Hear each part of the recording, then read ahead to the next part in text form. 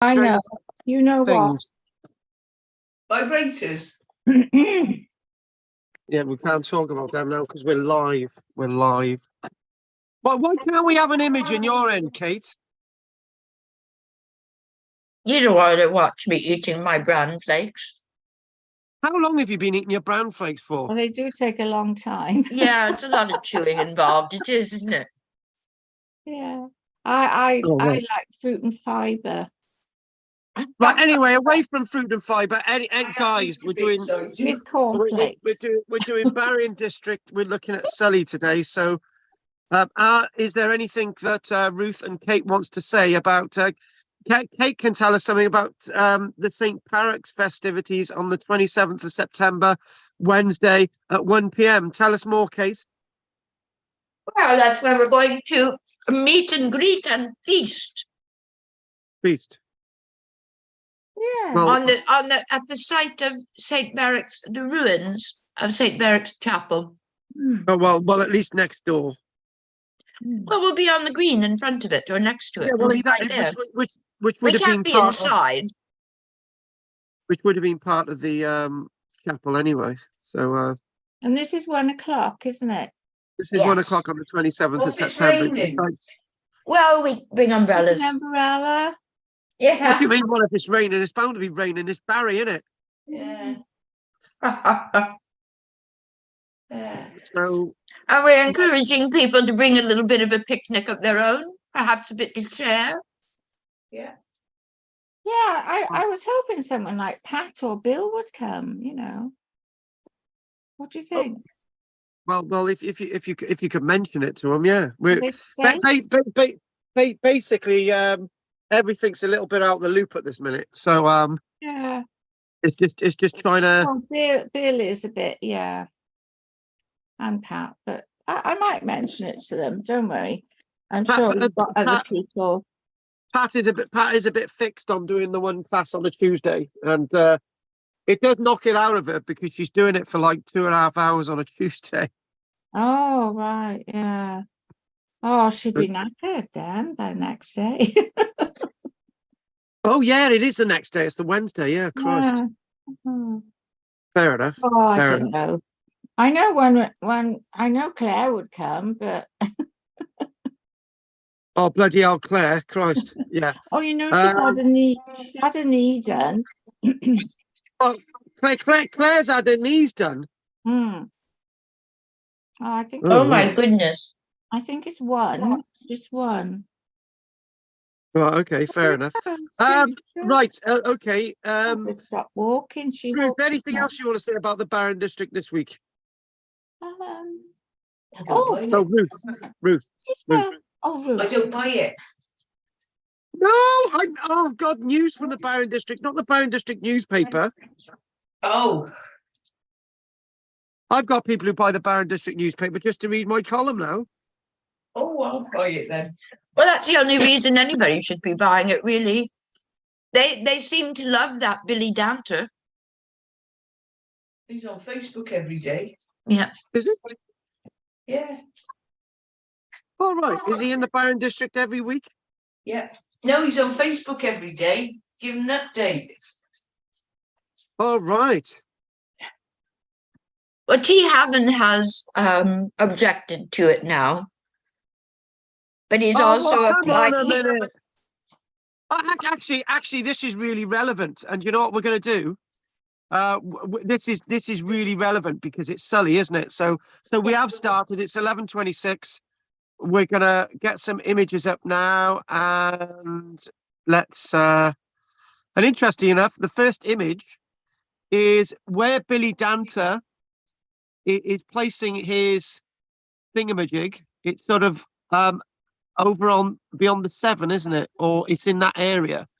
So why are they objecting? I think they objected to the caravan park thing, but Right. I'm not sure. But now he has applied to store containers there. And I think they've objected to that as well. I need to get the detail. I Yeah. wouldn't trust him to put containers there. He'll be turning them into holiday flats if you do. Hmm. I But- wouldn't but- trust him any further than, and I also believe that when developers start work before they have permission, I think they should automatically be refused. That's not but playing the bloody game. No. He had his but- bulldozers in there knocking over the little bit of woods that were there. And before, you know, he'd had permission to do anything at all. Makes me but mad. Who do they think they are? Unfortunately, I'm going to have to say a former planning control archaeologist myself. What one thing that I found, actually we are. Rebecca, Kate said that she can't make it today, and I don't know about Peter, but can I just actually what you've just said about Danta and all the rest of it, and so on, because he's obviously developing this area where the number is on the screen. What I would like to do is introduce you to a story directly linked in with what you said about planning, people doing stuff before they. Well, we're going to talk about this now. So what I'm going to have to do is I'm going to have to get an aerial view up on the screen, and anyone who's watching online, very, very welcome. So what we're going to do, we're going to type in Sully. Hopefully, we're going to get a map of Sully up, which shouldn't take long.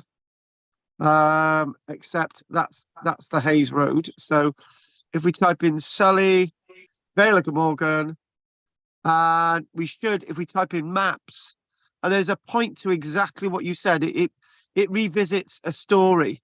It revisits a bit of archaeology that if we go with this there, we go with satellite, and we go off, we go there, and we come in here. What I want to do is I want to do that, and I want to cross that off, and hang on, I'm just trying to get a full screen. So unfortunately it's not giving me a full screen. So the area being developed by Danta, I do believe, is that area there, where there's a little bit of a road coming in. That area there is being developed, like, which is near the traveller site, which is here. So what we've got, interesting enough, in this field here, this big field, this is known as the Glebland field. Now, one thing that happened, this was when I was doing regular walks. When I was doing regular walks in Sully, what we did, we took this route down to the sea here, right on the right, in this field called Glebland. They were ripping up the field, guys. They were ripping up the field, and so, and I know that field, actually there was buildings in that field. There was actually a building in the field, and there was, I knew obviously that there may have been something in the field.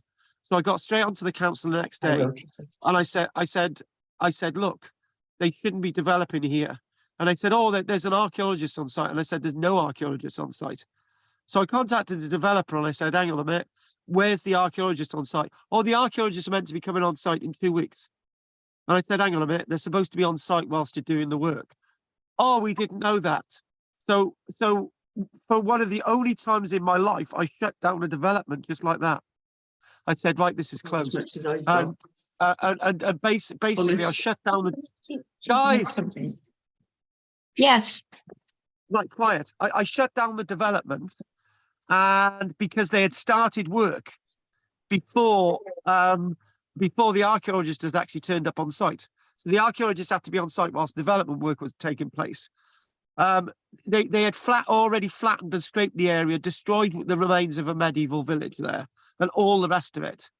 And I had to put a stop. I put a stop on the work. It was quite amazing that I actually had that level of power. And basically, I spoke to the archaeologist in Swansea, and they said, "Oh, they shouldn't be starting work." And I said, "I put a stop on the work. I'm monitoring the site now. It's my jurisdiction." And basically, that's the point. people like to get there before the archaeologists turn up, so the archaeologists don't find anything. And in that field, in that big field, there were a number of medieval coins found. That I'm not exactly sure it was in this field, because I think there were metal detecting. I had to tell the metal detecting enthusiasts to say I was there that day. A few days later, and I said, you can't be metal detecting on this field, right? You can't be, and I stopped the metal detecting. But up until that point, they showed me they reckon, I think they found it in another field, but they found a seal, a bronze seal that was dated from the 1400s. The field was actually had lots of little bits of lead. There was one there. There were little broken bits of Roman brooches. There was bits of medieval pottery. There was actually a piece of medieval pottery that had been resealed using lead. There was all sorts of things in that field, and that's the point. You can't go ahead with development work without archaeologists monitoring it first. So that's basically that basically leads on to what Kate was saying. And there is another thing. This happens on a regular basis. When they actually dug up that car park there, we recovered half a bucket load of medieval pottery, and the area of the medieval village, right? The area of the medieval village is actually the original medieval village for the landscape. Stretches, I do believe. Hang on, if we can get the annotation. I do believe the village is all in this area, exactly where they were developing that year, exactly where the car park is, and exactly in the 1960s where they dug the roundabout. So basically what we've lost since is all this area, which could have been avoided. But I was the only archaeologist trying to do whatever I could there. And one of the things I'm attempting to do now is that we're trying to get the office open here, so I can actually start working on all this material from about 20 different sites that I've worked on at least, and get lots of this published to get the news out there. And so where's the artifacts? I've got them. Oh, right. They're in the studio under boxes and boxes. So gradually, You didn't have the seal, did you? No, the seal what happened? The seal ended up being taken to the museum to be identified, and I do believe it's either ended up in the museum or it's ended up back to the finder, but it was actually recorded. So that's the main thing. Oh, right. There were coins being found there. That I think there was one coin that was from a Scottish king. Yeah. I think there may have been a coin from a French king.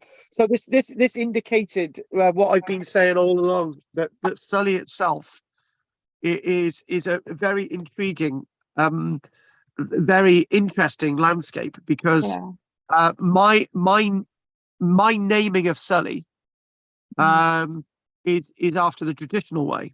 That what we do find is that we get rid of that. What I do find is that Sully actually had two harbours.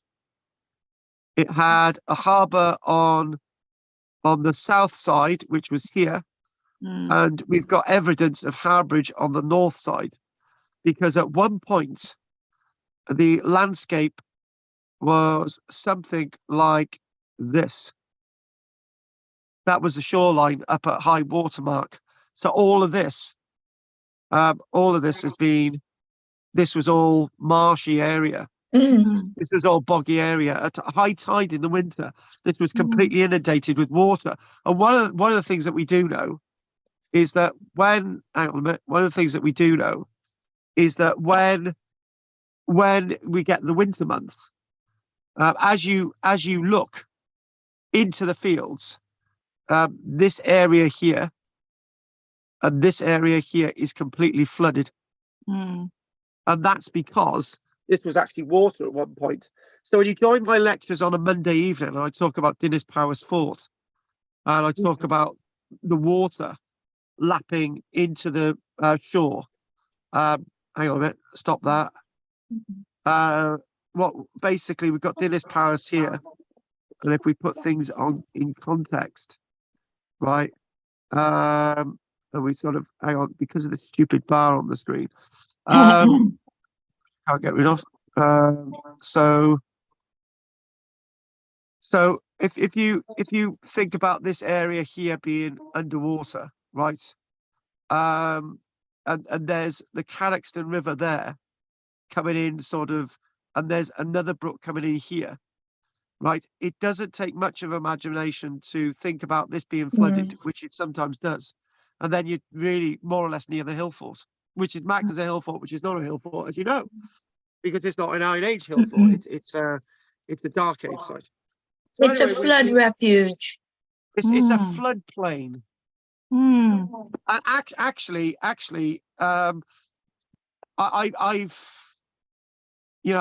got to keep so many things away from politics at this minute because a political party that I'm aware of is thinking about getting rid of me because they don't approve of having an independent Wales, and they feel that Wales still belongs to England. So and the point is with that is that my thoughts on whether there should be a dam in Dinas Powys are thoughts that people wouldn't see very popular, right? Because the area where they're saying they're putting a dam was actually a floodplain years ago, which is actually this area here, and I can't get into politics. So This is where my mother-in-law lives. She lives. But actually, that is very muddy and boggy, right? And it's. But she's living on a hill now, so the hill Good. has been built. Very good idea being built on a hill. I'm actually 100 meters above sea level, so if the whole landscape gets flooded, and my house is on stilts, so as the water comes in underneath the stilts, right, we cut the legs off and it floats away. So in other words, Kate, I've got an original Noah's Ark ready to go. Way to go. Sort of a cranog. Yeah, it's a crown. Yeah, so it's only if the landscape gets flooded with 100 meters of water. But it might. It could in a few years' time because what they're saying is that with more and more fat people in Britain, if they eat more, then the landscape's going to sink and it's going to be flooded. That's right. Because the whole island will sink. Yeah, exactly. Right. Okay. I'm talking crap now. So right. I don't even, this is all because Kate started this whole thing off today. It's your fault, Kate. Stop it. So what I want us to do is I haven't got many images today. Right, there we go, Sully. Sully. That's a good one.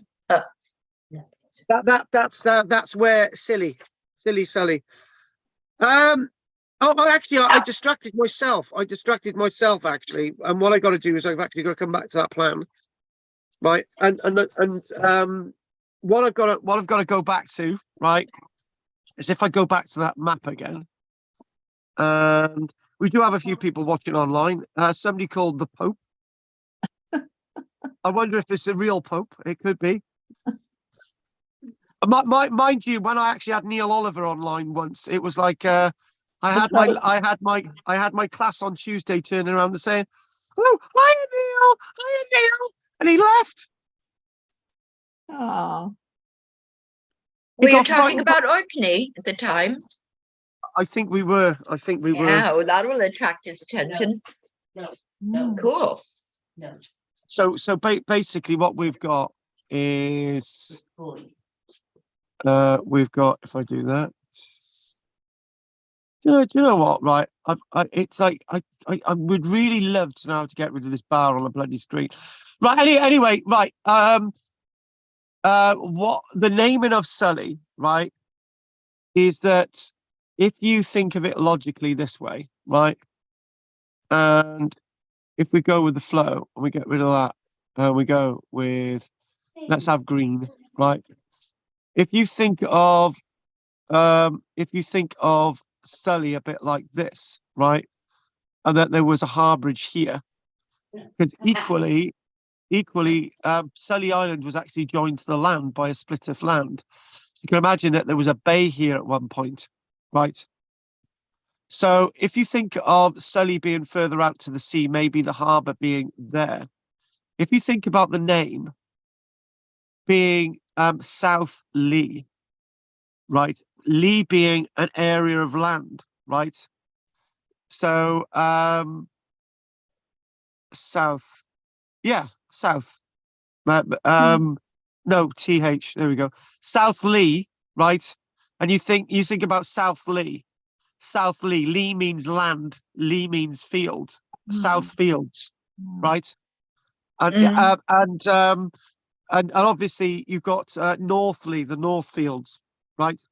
So if you've got South Lee, and so basically the name itself migrated further north.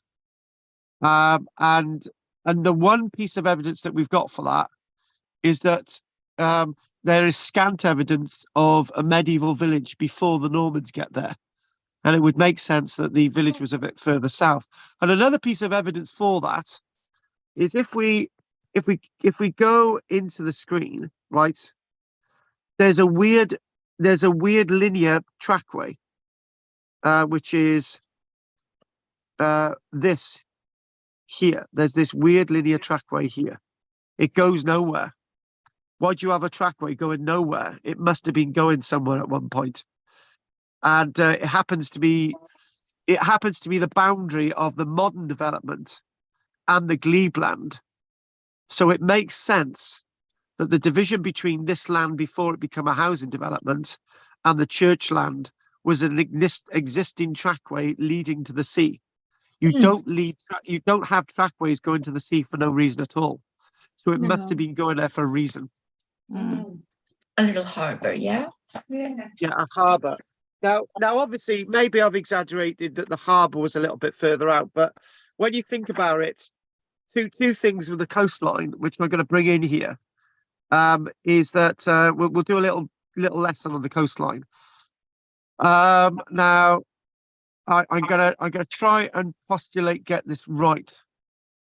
So if we use this would be useful for you all. So if we use yellow for high cliff line, which is here, that's high cliff line, right? And if you go to about here, you've got high cliff line. Now, the area that have high cliff lines along the coast are the ones that erode rapidly, right? That is actually dangerous. This area here is so dangerous that the footpath as you wander along it has actually got nothing underneath it. There's nothing underneath it. It basically sticks out. I have taken people on walks along there, and one day we used to have a steward, and it used to be me and it used to be Michelle, and there would be children running along that stretch over where the word Google is. And one day I think one of the children's feet went through. Oh, scary. And there was nothing underneath. So at that moment, what we then did, we any other walk, we would just basically, it'd be somebody stopped there, and we would hold them hand in hand as they went across it. That's how dangerous the footpath is, because it's quite high. It's high cliff line, right? Now the low cliff line is in fact basically all the way along here. That's relatively low cliff line, and the problem is with the low cliff line, it erodes very slowly. So it's very likely that the original coastline, if I could postulate this with a little bit of sense, the coastline maybe in the medieval period, if I want to redraw this wisely, right, was something like this.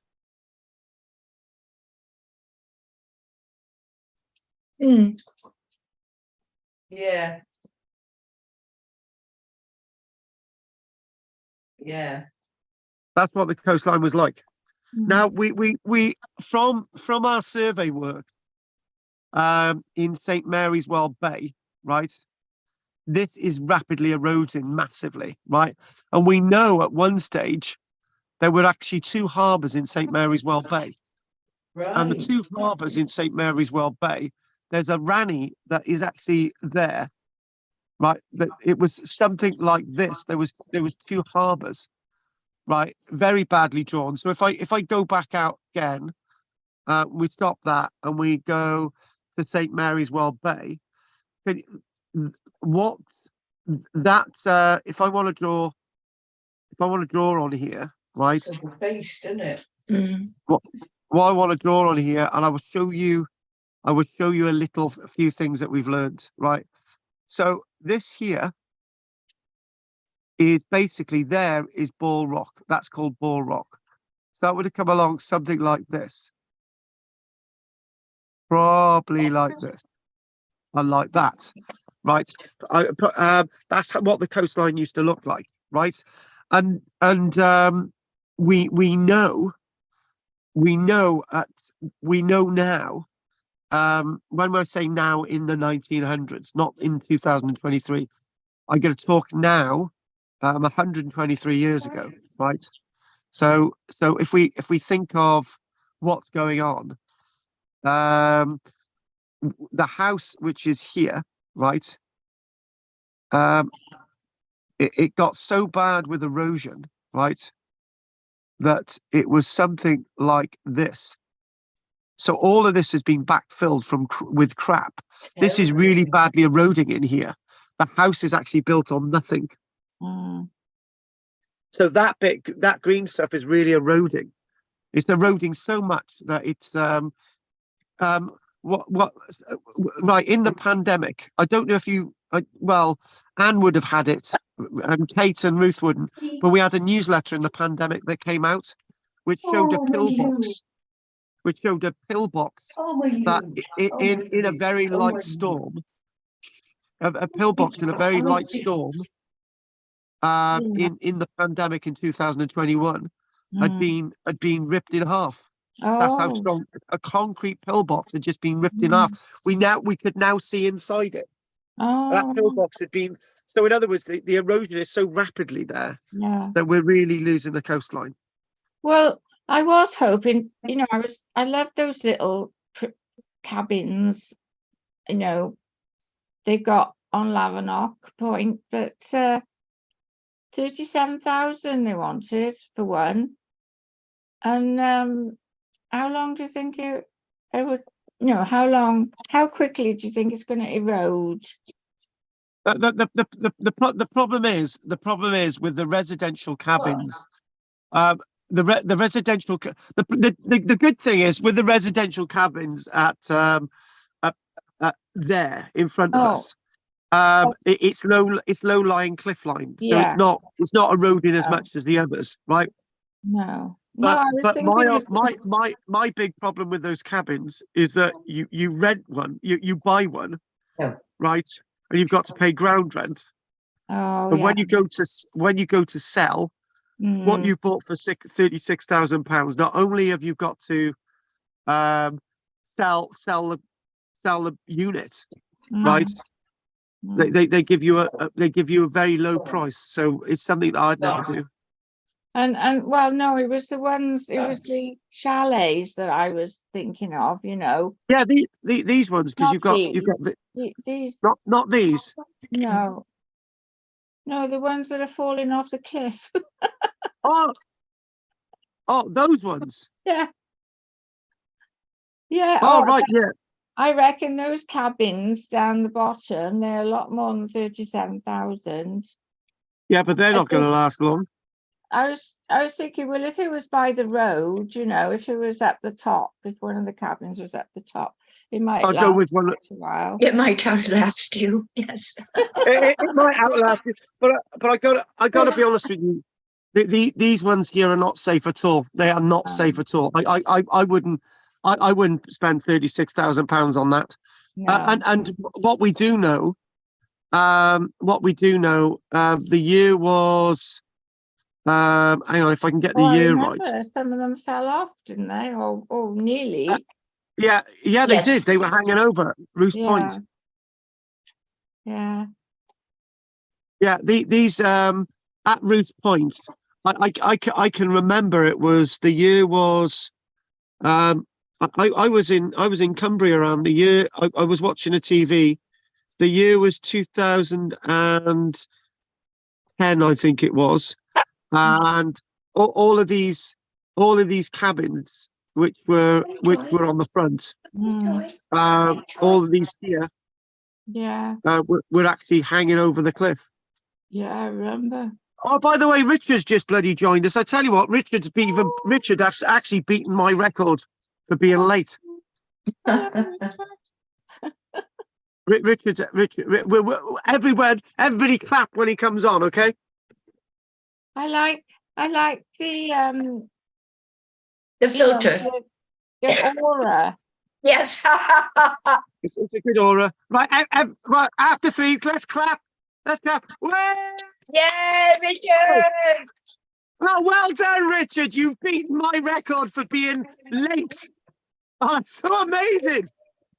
Well done, Rich. Richard, you've done it. Somebody's beaten my record. Yes. Yay! Richard is 52 minutes late. That has beaten my record by about 20 minutes, I think. Well done, Richard. You're well done. Well, seeing as I said I wouldn't be on today. Oh, Yeah, I see it. oh Seeing as I God, you don't totally bloody remember things forgot. like that. Hmm. I totally forgot. So Kate says, sorry, Carl, my sister is coming down to stay. So having a sort out before she gets here. Oh, And What is You know, she hiding? She's hiding something from her sister. That's what she's doing. yeah. Yeah. and what it is, like what it is, can I just say this? Richard knows the secret, right? Kate, right? Oh, not Kate. Well, Kate's in the same boat. Kathy, right? Oh, no, has got a man that sleeps under the bed, right? And little tray that she. There you go. Oh, So basically, our latest with Barry past and present is that we've got 802 people on there, which is brilliant. And there's one person who keeps on posting stuff about Newport, and it's starting to really piss people off, right? You know the one I'm talking about. that's You know John. the one I'm talking about. Yeah, John Wyatt. Yeah. He just keeps posting on Newport, and he keeps posting stuff that he's cutting off the internet, and I just can't seem to get through to him.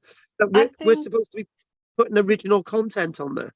I think there's a problem because I'm a friend of John's, Yeah. and if I come on to Barry, then maybe some of his posts can, I don't know, they can get mixed up. There's something not right.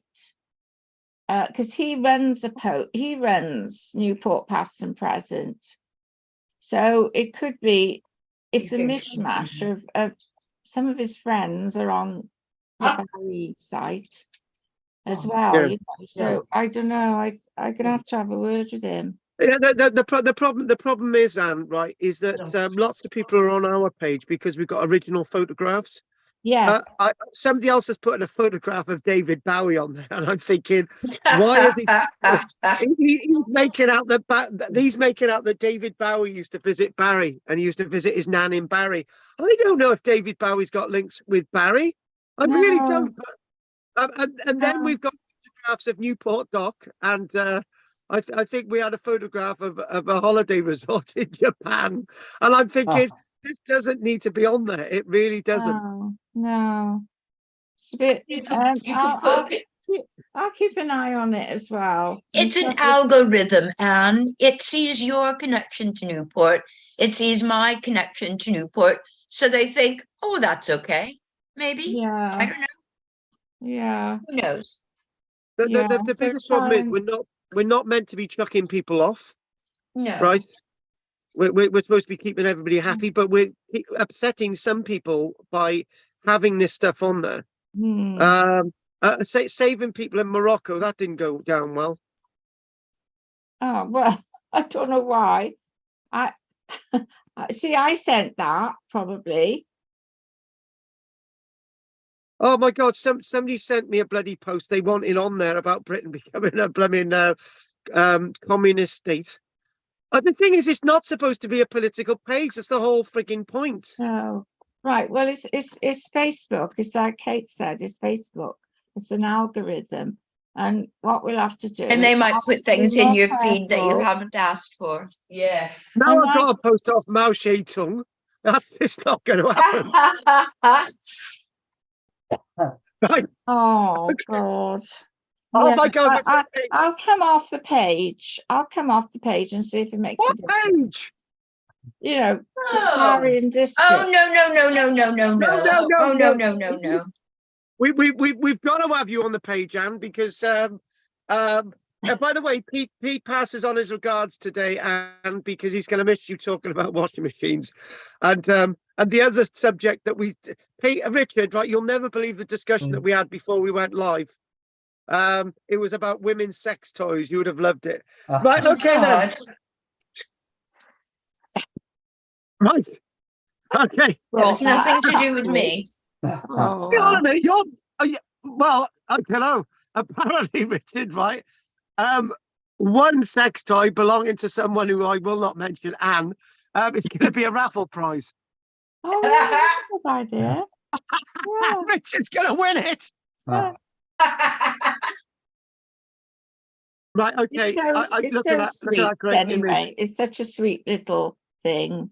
You wouldn't think it was. You think it was a toothbrush or something. No. Oh,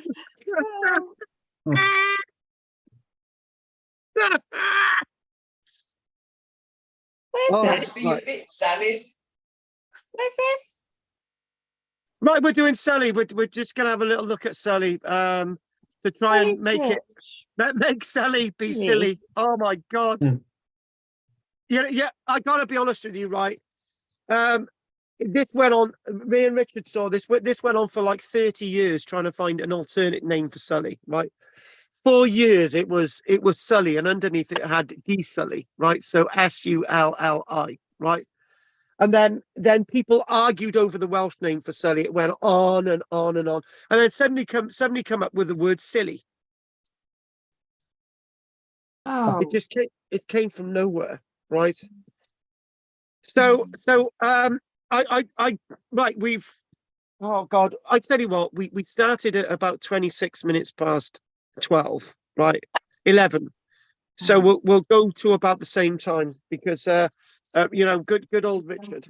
I have and by the way, folks, I've not been well the past few days. I'm just getting over some disease I caught off Ruth. So in the Annals of South Glamorgan by Marianne Robertson Spencer, she says about Sully as follows: of all the start again. Shut up! It's a dog barking. Here we go. Of all the inland isles, her sovereign seven keeps, that bathe their amorous breasts within her secret deeps. To love the Barry much, and skilly though she seem, the flat home and the steep as likewise to esteem. This noblest British nymph yet likes her Lundy best, and to great Neptune's grace prefers before the rest. Well, this person's actually talking about Sully Island, right?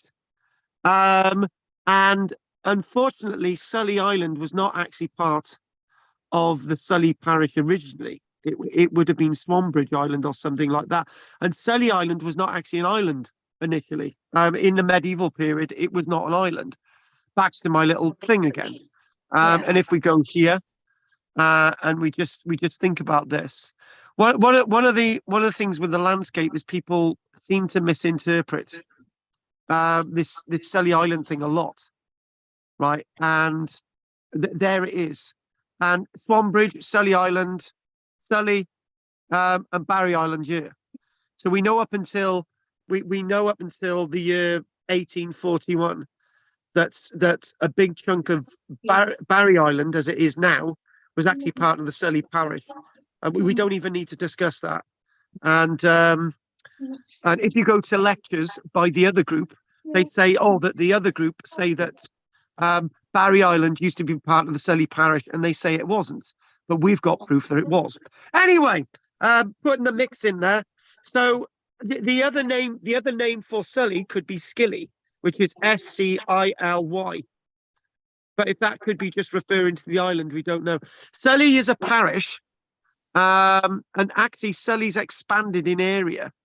But I think the boundaries of Sully might change because there's boundary changes coming up.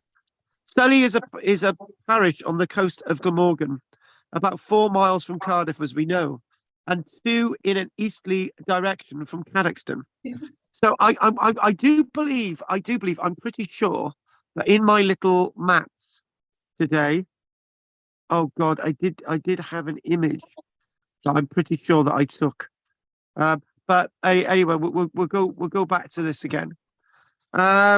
It says that the hills, the valleys, and the rivers are in fact the only writing tablets on which unlettered nations have been enabled to inscribe their annals.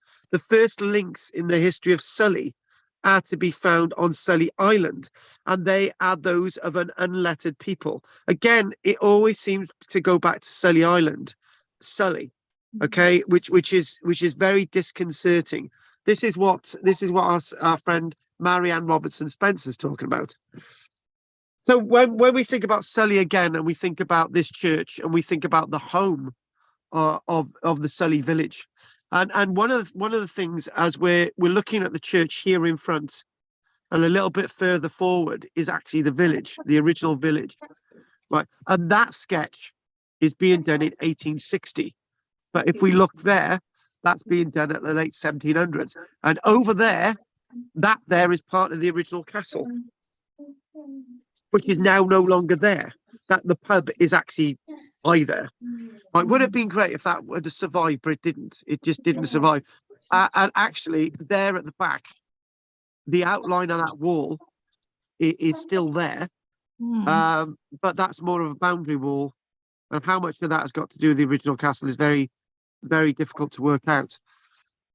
So the links with this landscape are surely to be found in what's being found, right? In what has been found, and that's the point.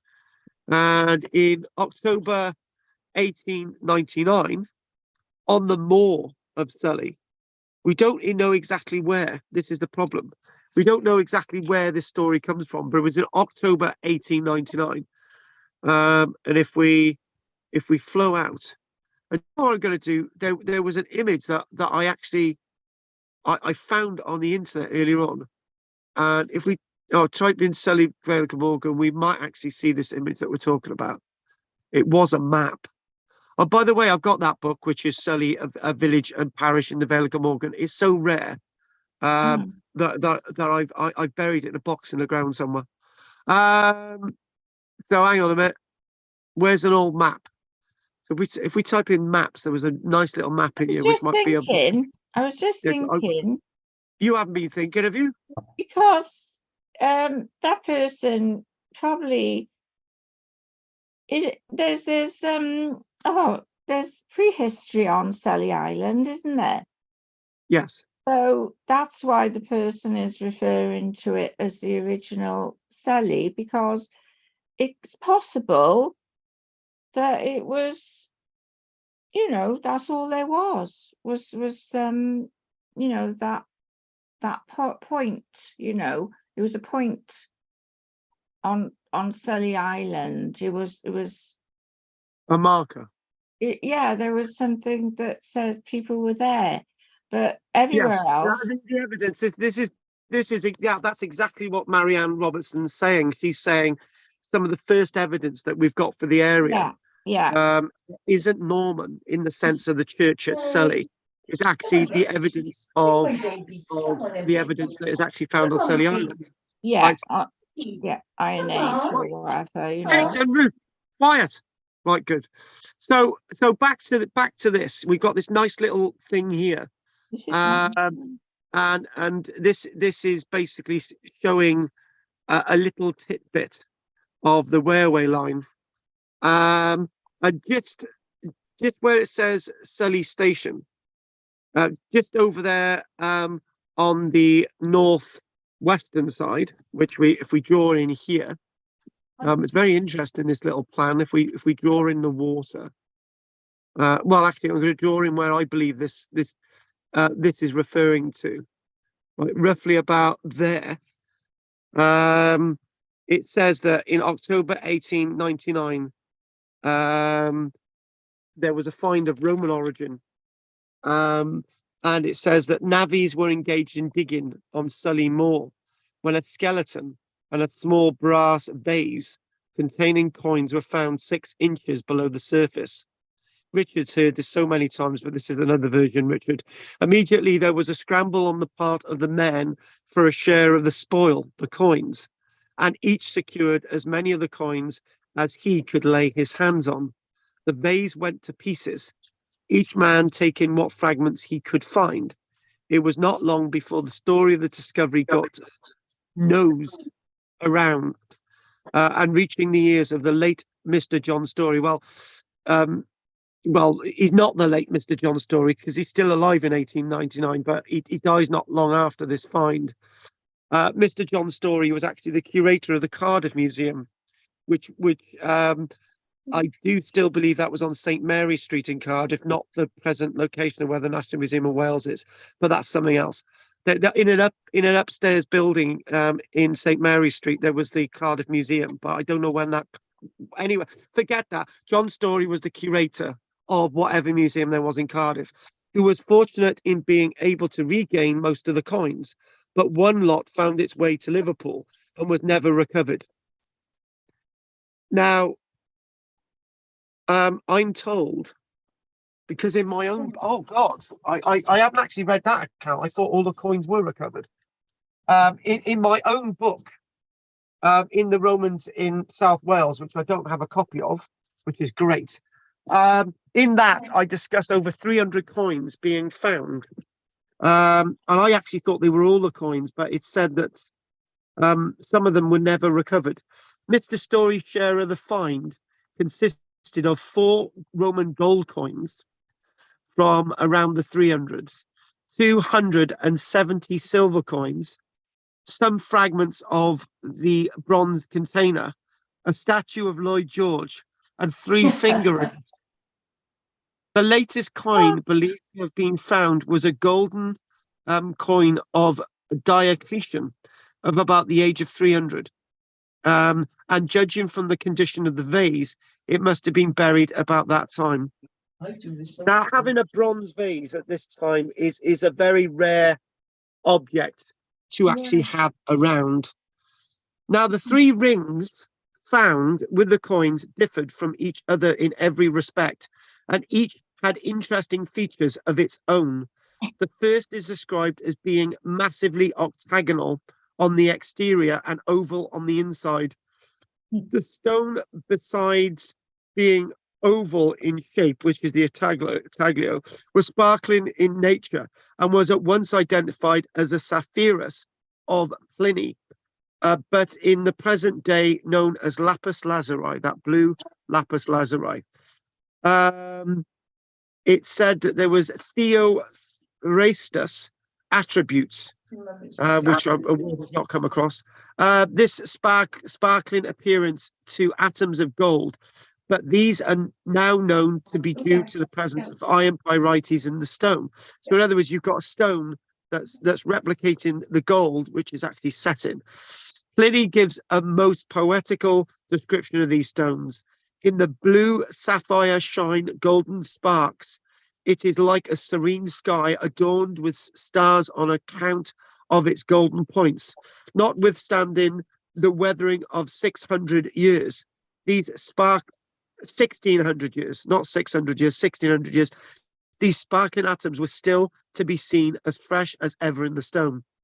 And on the other one, a cock in a fighting attitude was very deeply cut. What, hands on hips?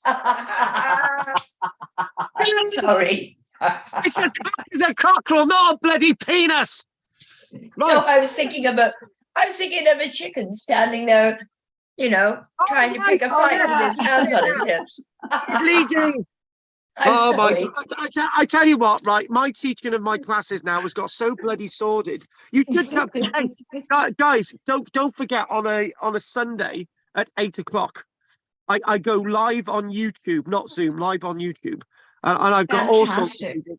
Yeah. So I'm going to basically, tell some of your other friends so they can come and abuse you online. That'd be fun. yeah, I get loads of abuse on there. It's great. So what I do is over that period, I say, what topics do you want me to discuss? And if one of you say, I want you to discuss a cock in a fighting attitude was very deeply cut on the entablature of the second ring, right?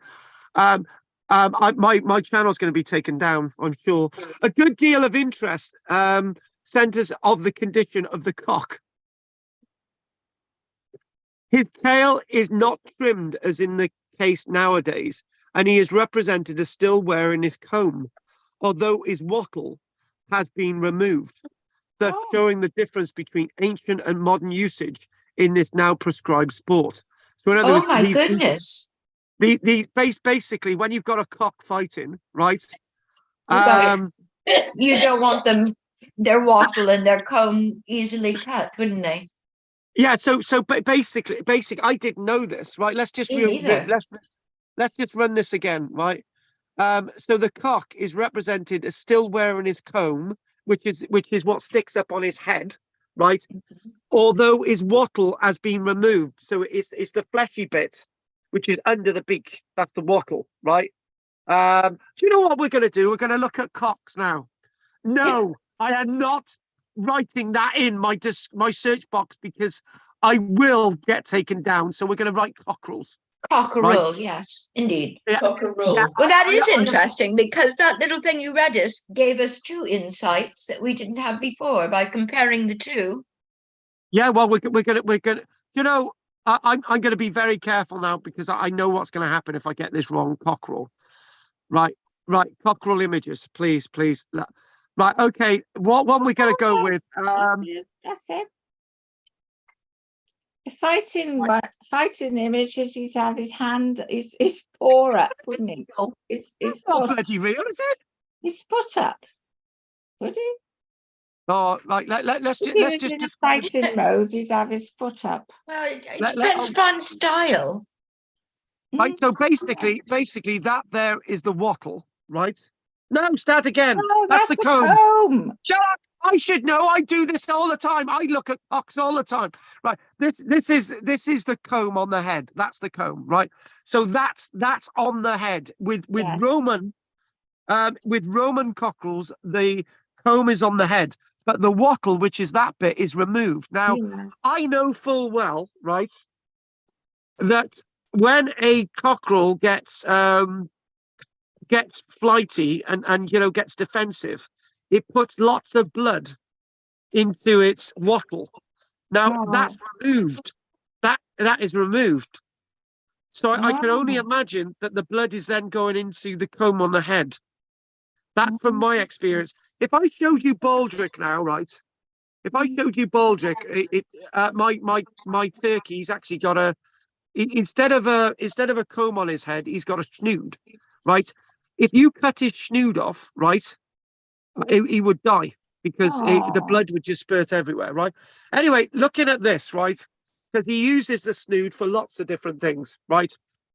Thus showing the difference between ancient and modern usage in this now prescribed sport, right? So in other words, it says his tail is not trimmed as in the case nowadays. Now that is very interesting because when cockerels fight, I can tell you because I've witnessed my own cockerel fighting. So if we go this, so with modern fighting, it's trimmed because the first thing a cockerel is going to go for is the feathers and the comb or the wattle, right? So in Roman sport, the feathers are still there, right? The comb on the head is still there, but the wattle's removed, which I feel is a bit odd. So in modern days, right? In modern days, it looks like the comb on the head is removed. Bloody hell. The wattle is removed and the feathers are removed. Am I getting that right? You know, that's funny that, about the feathers being removed. I think maybe they took just the bottom ones, that fat bit. I think they still had, I don't know why I think that. I don't You know know why I what we're think going to that, do? but I We're think going to they look left at. the long ones at the top. Well, I Do think you know the what we are going to do, wattle Kate? is very We're going to type in. vulnerable. The Yes, wattle, it is. It is modern. I Cock think the wattle. fighting. Actually, I tell you what, right? I've got some vicious hens, right? They fight. Modern cockfighting cockerels. My female turkey fights male cockerels. Oh She dear. doesn't like right. So in other words, oh God, you can see it. That one there. Hmm. That the comb is gone. The comb isn't there. Hmm. Uh, Or the wattle. I think they're vulnerable, aren't they? Very vulnerable. That's right. It's so easy to slice them, as you say, they're full of blood. So Yeah. so they so that bleed a is lot. correct. That is That's correct. something Both I the didn't comb know. in that image, both the comb on the head and the wattle underneath is gone. Yeah. And I believe that if you look at this image, the feathers showing are actually wing feathers rather than any other feathers. Right. Hmm. About those two there. Oh yeah. But they've taken them that out the bottom. Oh, that's the fighting attitude, is it? Oh, that's got a wattle. So the one on the right doesn't have a comb or a wattle. The Yeah. one on the right doesn't have a comb, but it does have a wattle. But it Yeah. looks like lots of the tail feathers are not there. Hmm. Yeah, they've taken Bloody the hell, bottom folks! ones. I'm loving this, and the reason why I'm loving this, it's about something that I said on something on the. I don't know if you've all heard this, right? But I haven't done this with images. We're going to go with we're going to type in Borray sheep, right? Now, oh God, I love Borray sheep because I've got 4. Oh, so cute. I get a big. Oh. Right now, basically, I didn't know, right? That's not our ones. No. I didn't know, right? I don't know why I've been saying to people that my baby lamb is 3 months old, right? But it's not. It was born on the 30th of July. And it's now only like 7 weeks. And my Mhm. baby lamb is in Mm. fact nearly 2/3 the size of its mum, right?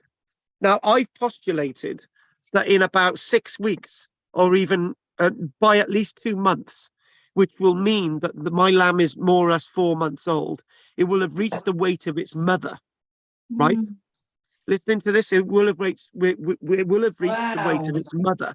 Now, the point is, in the archaeological report from Dinas Powys, the fort at Dinas Powys, it clearly says, Leslie Alcock clearly says, between 1954 and 1959, that they found a collection of bones of animals that didn't reach full maturity, right? Or I think the wording is that the animals didn't get to carry lambs, right? So I'm looking at that and thinking, Mm. I'm going to look logically. I'm a vegetarian, and my Borray lamb is going to die here, and she'll die here in about 10 years' time. But my lamb, as she is now, will have reached full weight in 4 months old, right? So that's the optimum time to slaughter her, because what is the point on keeping her on for 5 months or 6 months when Yeah. she's not going to put on any weight? And also, when she gets to about 4 months old, right, she's going to start growing horns. So you're wasting feeding these animals, Yeah. right, to grow horns. So you may as well slaughter them at 4 months.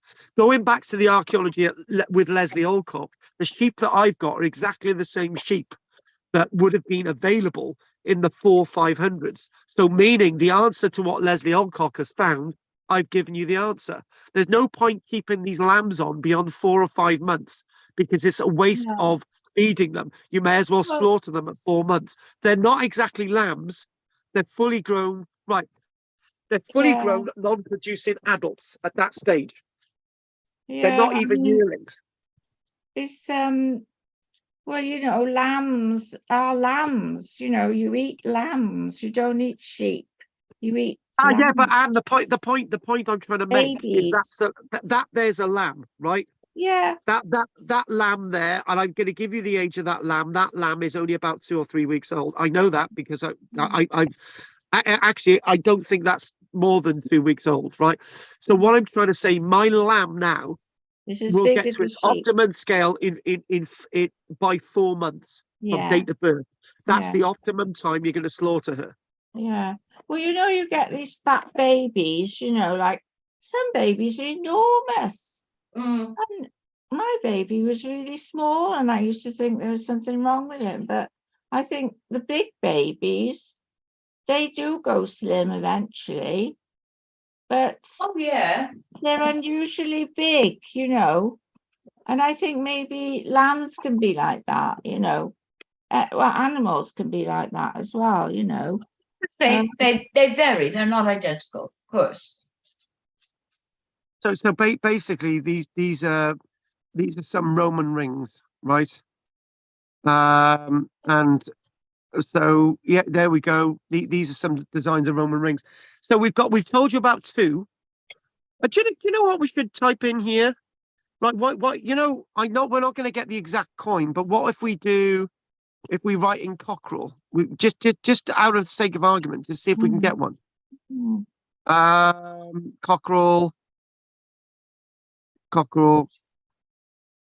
That was not one on there, is it? So no, there's none with a cockerel on it. Hang on.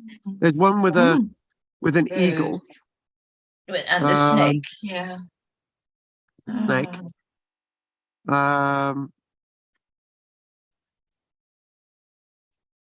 you know what? This is the only one we haven't got. We've got gods, we've got women, we've got men. This is we- definitely a we've Roman symbol, isn't it? A cockerel. Yeah, definitely. Why haven't we got this? Hang on. No, what is No. that? No, that's not. But anyway, let's go to the point that we're making here now, and all these different wonderful designs of rings. So that looks like it's Medusa, the one on the left.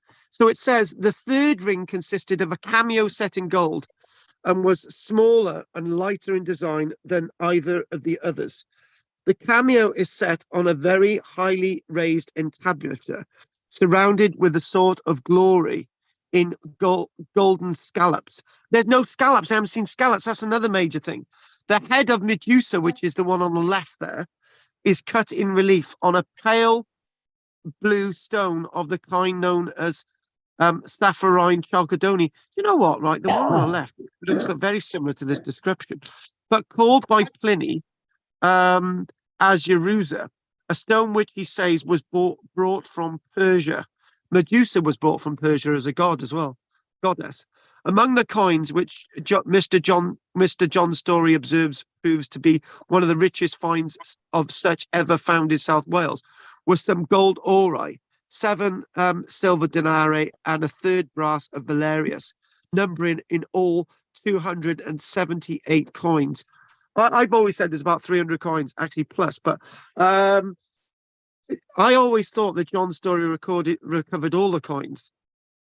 Could it have been that he didn't recover hundreds and hundreds of more coins, and lots of them could have been gold?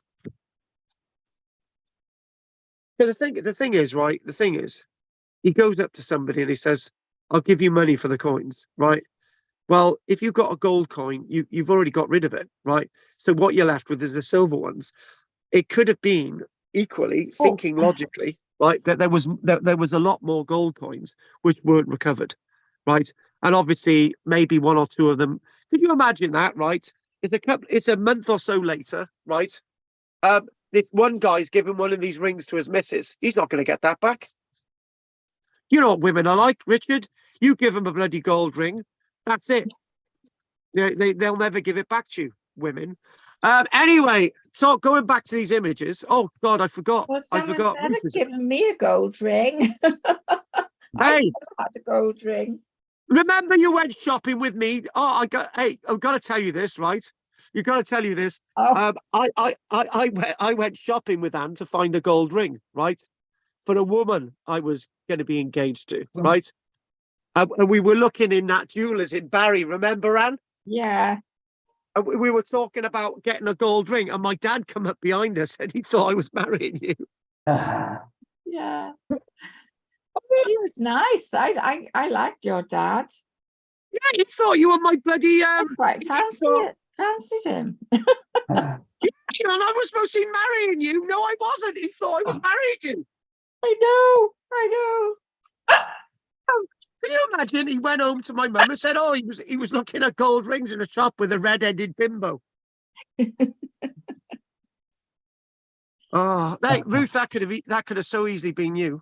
It could have been anybody. Yeah, often had women. It could have been Richard and There she Pauline. is. Hi, Lulu. What the hell's going on? Right. Okay. Sorry. We're gonna do a little bit more, then we're gonna call it a day. So there's lots of stuff about place names in here. There is very little doubt that further Roman coins lie buried under the short green turf of Sully. And guess what? In around 2006, 2007, at the back of on the moors to the north of Sully, 2 more coin hoards were found, but unfortunately they weren't as rich as these. Right. It is the sun this time, and not the finger of an unlettered people, that in hot, dry summer weather writes his characters in brown on the green of the grass, and with this unmistaken fingers points to the records that the past which lie beneath. So in other words, what we're talking about is that history, the information lies underneath, and also about the place name. Right. So what we're going to do, we're going to write above this, we're going to write on top of this image, which would be a nice thing to do, maybe not. What we're going to do is that the name of Sully has been variously spelled. John Leland, in his itinerary, 1.5 miles above it, is a place. This is what John Leland called Sully, in the year 1540. He spelt it this way. Isn't it? Because it's flat now, isn't it? The church is Well, on. How did the Scilly Isles get their name? we're not doing that. Oh, I know, but couldn't it be the same? It might be, Yeah, because could be. Sully was actually on a spit of land. It was environed on 2 sides. It was environed on the north and the south. Right. So if Sully included Bendrix Rock, because obviously it did include Sully Island, which was actually Barry Island. Sorry to sound confusing. So we're looking on the western side. So on the western side, the spit of land going all the way to the Bendrix, which obviously there's water on the western side, and then you got Barry Island, which was in the parish of Sully, as recorded in 1841. Right. So this place name, it was only on the eastern side that was land. Right. So basically, it discusses that Sully, a peaty brook into the sea, and there is a village called this, which is Scyley, scant 1/2 mile from the haven mouth, and the brook runneth through the middle of it. In another part of the same history, Leland writes the place name of Sully as, this is the same guy in the same document, he writes it thus. And it's by 1577, right? Sully is referred to as this name. That's what it's in 1577. In the present day, the country in the present day, the country people pronounce the name Shilly. I've run out of space. They refer to it as Shilly, right? And that I do. Malkin is writing in the 1600s, I do believe. And the Lord and do you know what? It's a shame, because I got 2 other spellings. I got 2 other spellings. It said, which we're gonna try and get these in here somehow. if I change the pen to a smaller pen, hang on a minute. There are two other spellings, two other documents referred to Sully as SCILLY. And they also refer to Sully as the Lordship of Sully as SILEY. So in other words, we've got that's what other documents refer to it as. This is all sort of contemporary. These are all sort of different spellings. Now, the historian Rice Merrick, right? So if we remove all that, if you've written all that down, we'll be finishing after this little bit.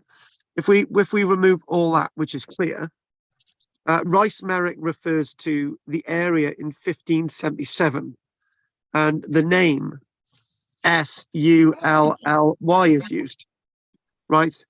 And so, in other words, the biggest problem is that we do have with the name is that the origins and the spelling have mutated so much over the years that things have got very, very confusing, and that's associated with the place name. But there's more to come, right? Which we're just going to chuck in here, right, towards the end, right? And It's not Welsh, is it? can I just say I've just had one of those moments again, right? I've just had one of those moments again, right? And I'll tell you what one of those moments is as follows. Do you know this place name? Do you know when I've referred to the sea, and I've referred to the south of present day Sully as being South Lee, right? Hmm. I didn't know this because I only had this book I only had this book after I only had this book after about 2018, right? I didn't have access to this book when I was saying to people about the name South Lee, right? And guess what's written in this book? The Saxon origin is this. Oh, yeah. Mhm. Yeah. The Saxon origin is this. And guess what this means? Signifying Southfield. South Lee, Southfield, Yeah. LEA, which means South Pasture. I'm And you- I'm very curious about the Saxons, what influence they might have had on No, the language. maybe just the Bristol Channel, and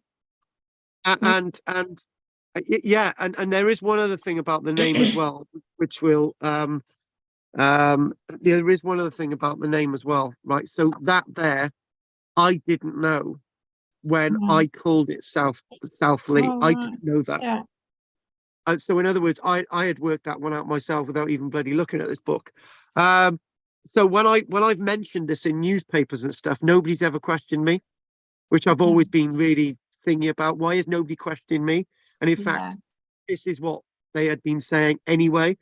And then there's another thing about the name of Sully, right? Which is it might be named after relations who had taken the name, right? Here we go. Who had taken the name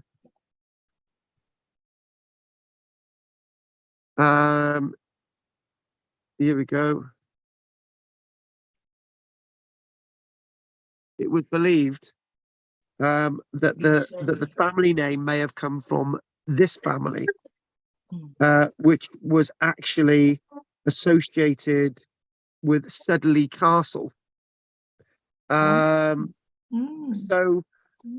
So what we're gonna do now is that we're gonna call this a day, and lots of sort of revelations and lots of things in this week, and I think that would be a good place to stop. I just want to just basically explain these images.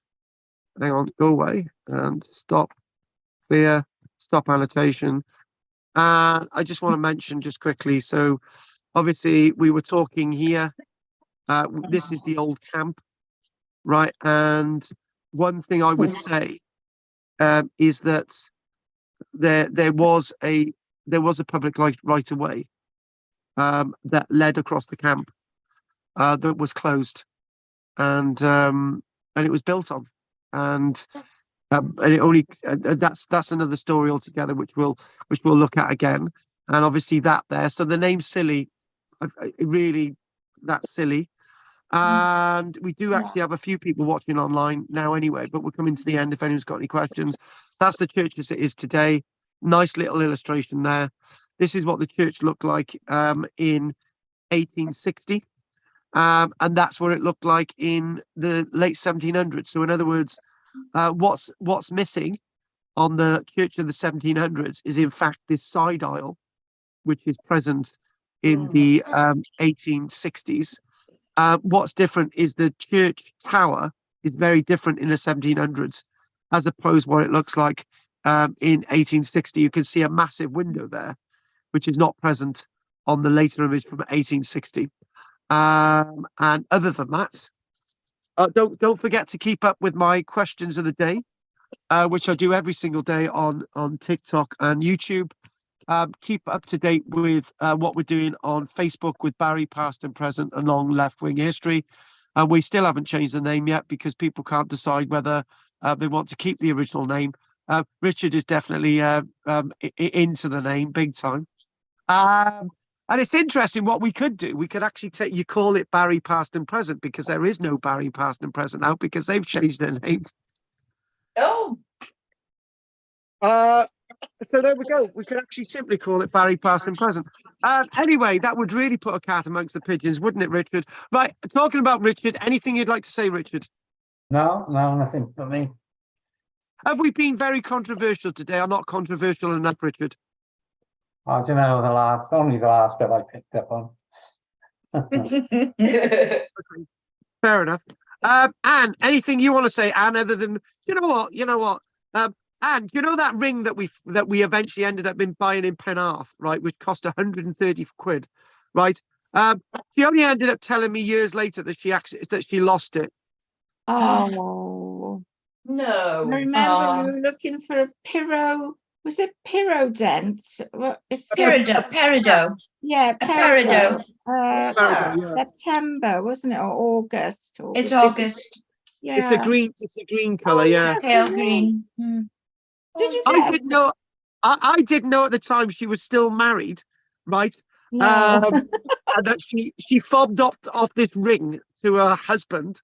There was a ring that she liked, and it was a brand new ring as well. Yes, easy to do. Not rubbish. Never mind. She was a bit of a woman. Yeah, a bit of a woman, yeah. Yeah. Yeah.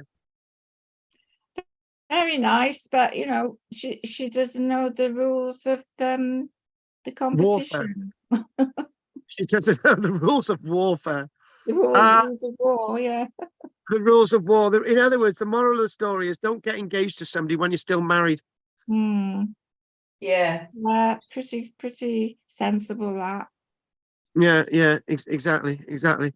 Right, okay then. Well, actually, there is one thing about this. I think Anne gave me a loan for that money that day, but she did have the money back. So there you go. It's the only time I've ever given any money back to anyone, but that's life. Right, so, okay, Kate, anything you want to say? Really? Not really, thanks. And Ruth, anything you want to say? No, really enjoyable. Yeah, you're right. Yes, it's fun. It's always fun.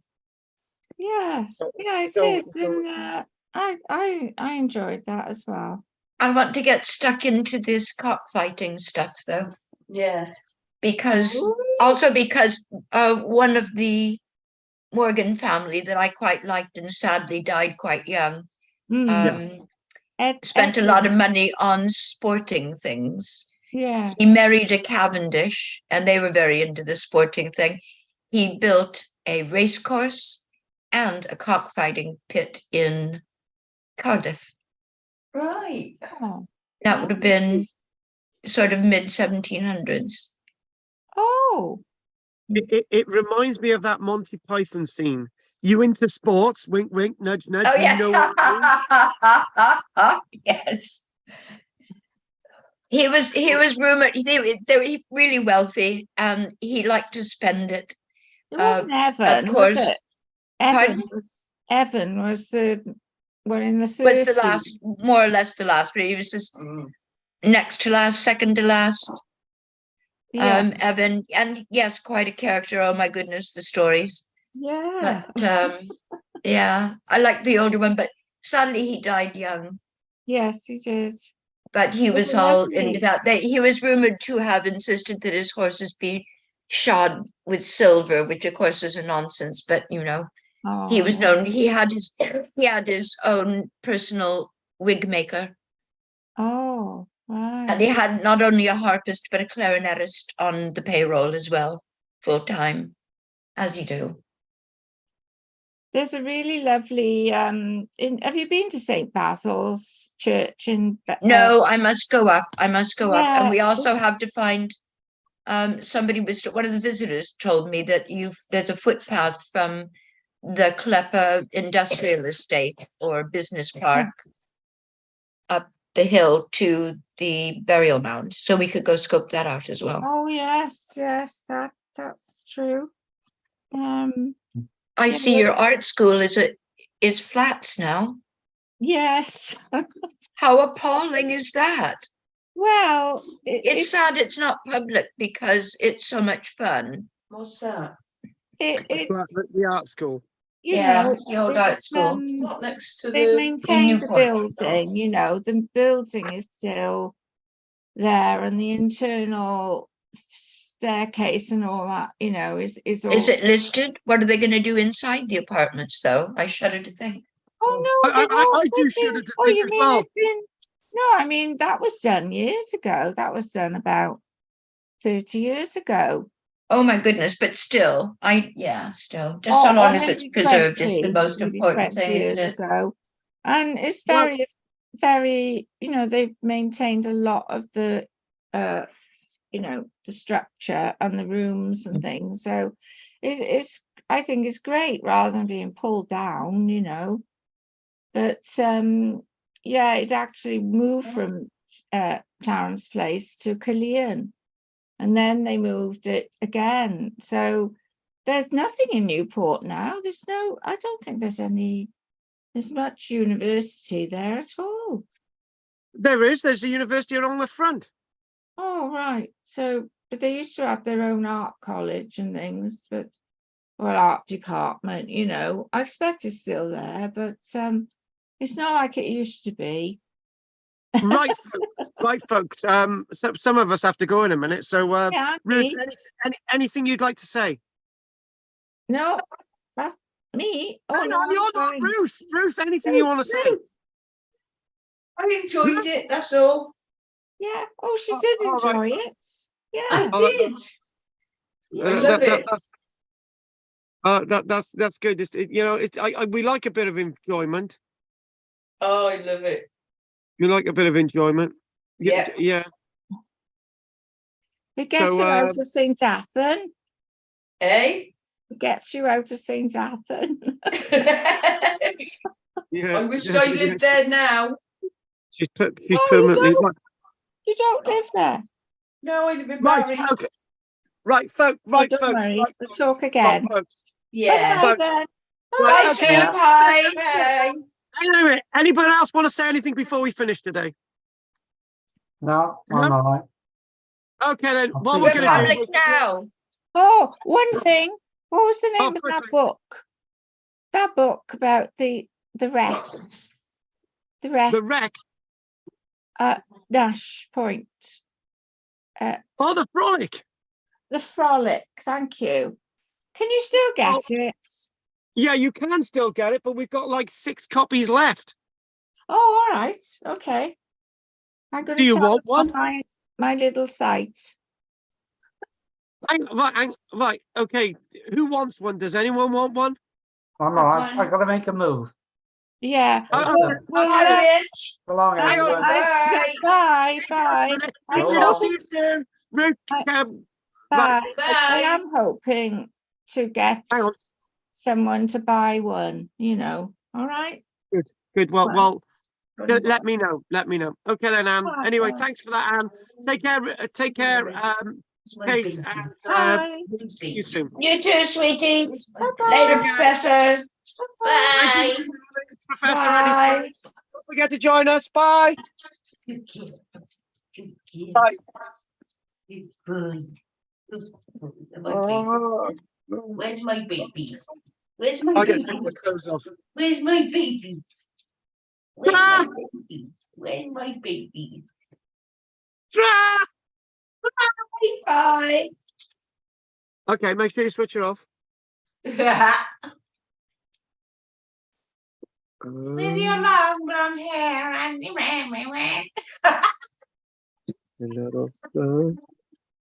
I'm the nutty 5 minutes. Yeah, so you should. Right, Minutes. okay, I got to switch this off now. I'll see you soon. Bye. Bye. Bye. Bye. Right. Okay. Anyone online? Thanks for watching. If there's nothing else, we're going to call it a day.